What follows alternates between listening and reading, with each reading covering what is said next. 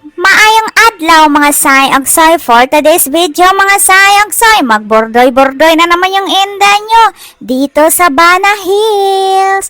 Bitaw mga sayang-say, mula doon sa hotel ko papunta dito, mag-travel po kayo ng 45 minutes. Yung pliti is 300,000 VMD. Yun yung pamasahe ko.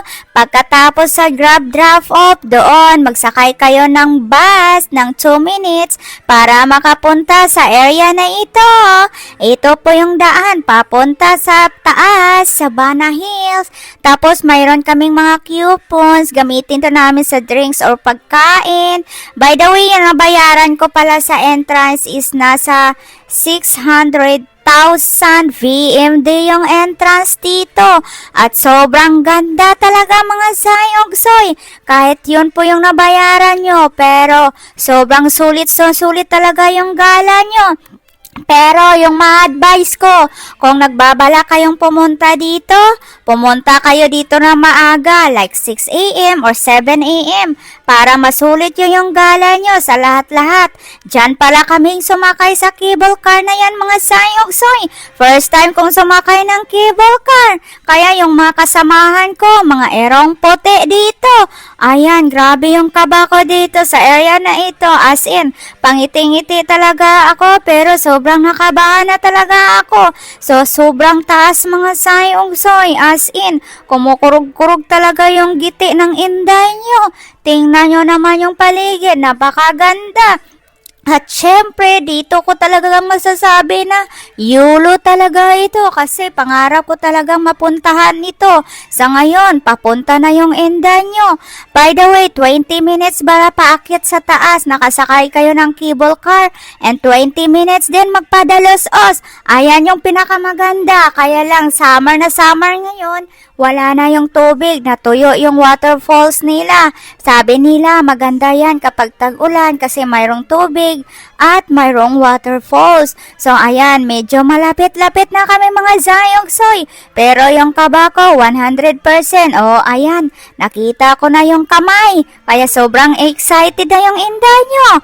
Finally, nandito na po ako. So ayan, na sobrang ganda mga sayog-soy. Ito na yung simula ng gala-gala ng enda nyo. Bita, welcome to Golden Bridge. So, ito yung bridge, napaka-famous mga sayog-soy. At hindi ka talaga makapicture na solo kasi napaka-crowded. Kita nyo yan, napakadaming mga turista dito. At yan po yung view sa baba. Kaya naghahanap ako ng area na gusto ko. At buti na lang, ang galing-galing naman talaga ng Manzanas 16 Pro ko. Kasi yung mga tao sa mga paligid ko, kaya niya palang i-clean up. Kaya worth it talaga ito kahit masakit sa bulsa. Kaya nandito na naman yon sa ibang area yung enda nyo. Kaya napakaganda dito mga sayog-soy. As in, kaya lang tirik na tirik yung init. Diba? Dito sobrang sulit talaga yung bayad ko. Yung masasabi mo na sobrang mahalang entrance. Para sa akin, worth it talaga yung gala. Ang dami kong magagalahan. Ito yung mga bulaklak ng dito, sobrang ganda. Ayun, nagkaterno pa talaga yung mga flowers dito sa akin. At higit sa lahat mga sayog-soy, napagod na talaga yung inday ko. Naliligo talaga ako sa pawis kasi sa sobrang init dito. Tirik na tirik talaga yung init. Tingnan nyo mga sayog-soy.